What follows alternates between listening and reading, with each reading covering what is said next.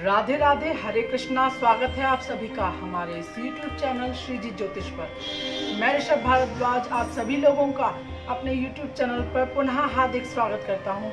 तो दोस्तों, अपरा एकादशी आने ही वाली है, तो आपको वीडियो भी उसी से रिलेटेड मिलेगा।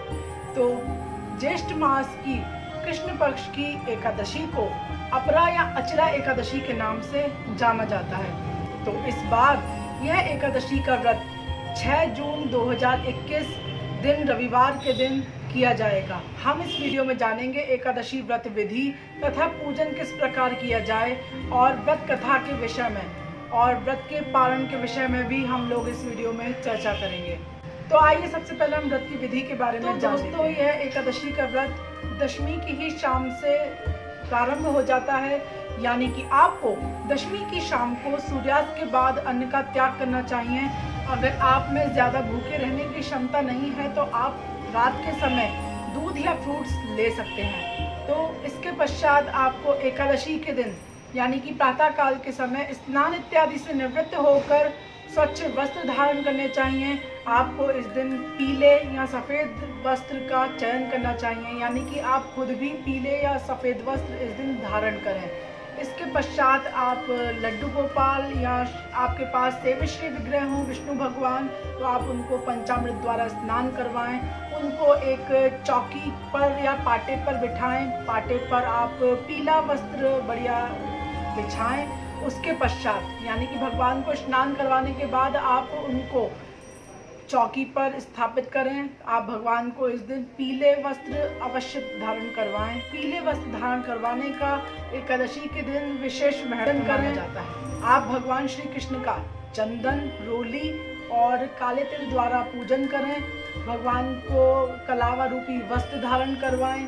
उसके पश्चात भगवान को एक शुद्ध गाय के देसी घी का दिया अर्पित करें और धूप जलाएं। इस दिन भगवान को नैवेद्य में पीली मखाने की केसर युक्त खीर का भोग लगाना विशेष फलदायी माना जाता है। तो आप इस दिन भगवान को पीली केसर युक्त खीर का भोग भी भगवान को लगाएं। इस दिन आप श्रीमद् भगवत गीता का पाठ भी कर सकते हैं। इस दिन श्रीमद् भागवत पुराण का पाठ करना भी विशेष फलदायी माना जाता है। आप इस दिन श्री विष्णु सहस्त्र नाम का पाठ भी कर सकते हैं, जो कि विशेष फलदायी होता है। पूजन करने के पश्चात आप एकादशी व्रत कथा पढ़ें अथवा सुने। उसके पश्चात आप आरती करें।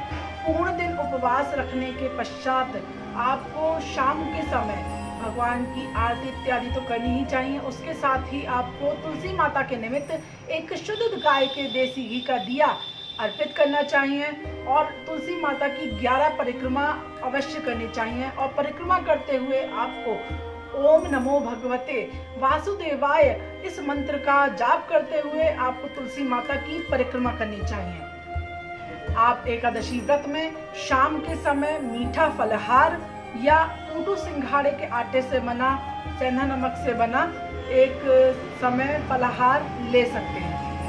एकादशी की रात्रि को आपको भगवान के भजन इत्यादि का गुणगान करना चाहिए।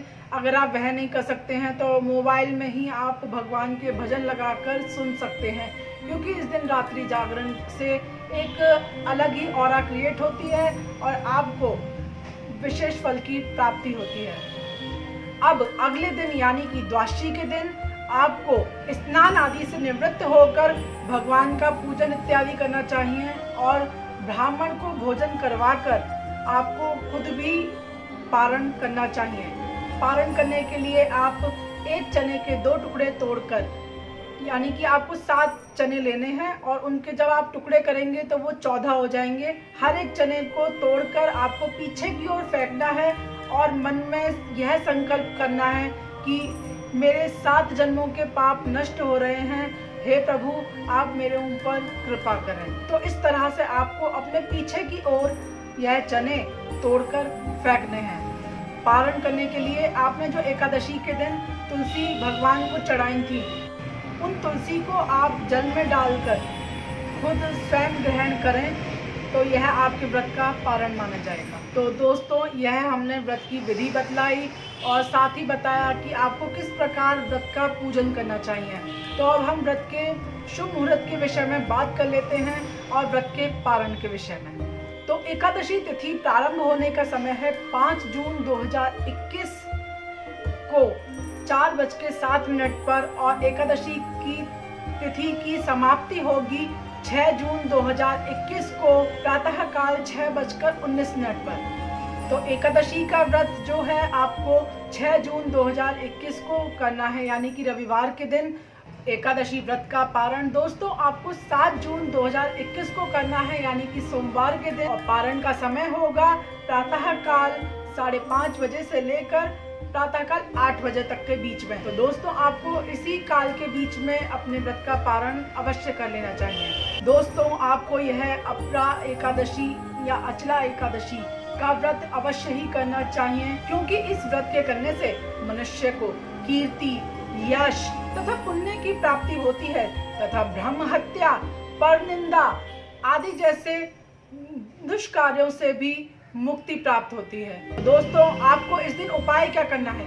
इस दिन आपको भगवान श्री कृष्ण की कपूर, गंगाजल, तुलसी तथा चंदन द्वारा अवश्य ही पूजा करनी चाहिए, क्योंकि इस दिन इससे पूजा करने का विशेष महत्व माना जाता है। तो दोस्तों अब हम बात कर लेते हैं उस उपाय के बारे में जिस उपाय को करने से धन की प्राप्ति होती है तथा मनोकामना की पूर्ति होती है। तो दोस्तों आपको इस दिन श्रीमद् भगवद गीता के, हाँ दोस्तों मैं श्रीमद् भगवद गीता की बात कर रहा हूँ, तो आपको इस दिन श्रीमद् भगवद गीता के 11वें अध्याय का पाठ अवश्य करना चाहिए, जिसको करने से इच्छित मनोकामना की पूर्ति होती है तथा एकादशी के दिन 11वें अध्याय का पाठ करने का विशेष महत्व माना गया है।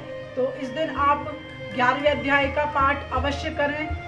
अगर आपको संस्कृत पढ़ने में कुछ प्रॉब्लम होती है तो आप श्लोक के हिंदी अनुवाद का पाठ भी कर सकते हैं। तो दोस्तों अब ज्यादा देर न करते हुए हम आगे बढ़ते हैं एकादशी व्रत कथा की ओर। अथ अपरा एकादशी महात्म। श्री युधिष्ठिर बोले, हे भगवान, ज्येष्ठ मास की कृष्ण पक्ष की एकादशी का नाम तथा महात्म क्या है, सो कृपा करके कहिए। श्री कृष्ण भगवान बोले कि हे राजन, ज्येष्ठ मास के कृष्ण पक्ष की एकादशी का नाम अपरा है। यह पुण्य देने वाली है। जो मनुष्य इस एकादशी का व्रत करते हैं उनकी लोक में प्रसिद्धि होती है।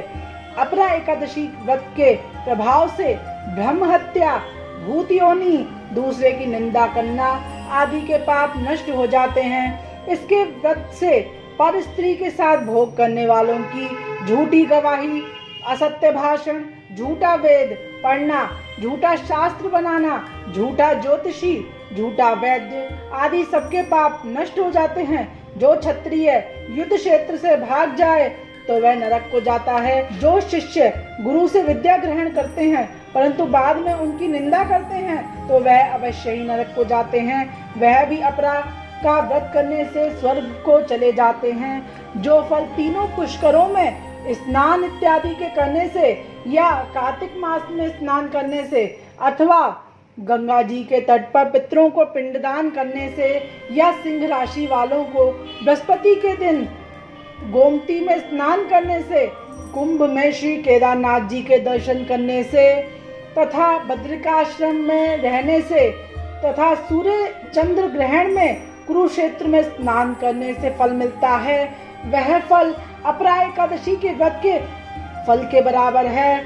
हाथी घोड़े के दान से तथा यज्ञ में स्वर्ण दान से जो फल मिलता है, हाल की ब्याई हुई गाय या स्वर्ण के दान का फल भी इसके फल के बराबर होता है।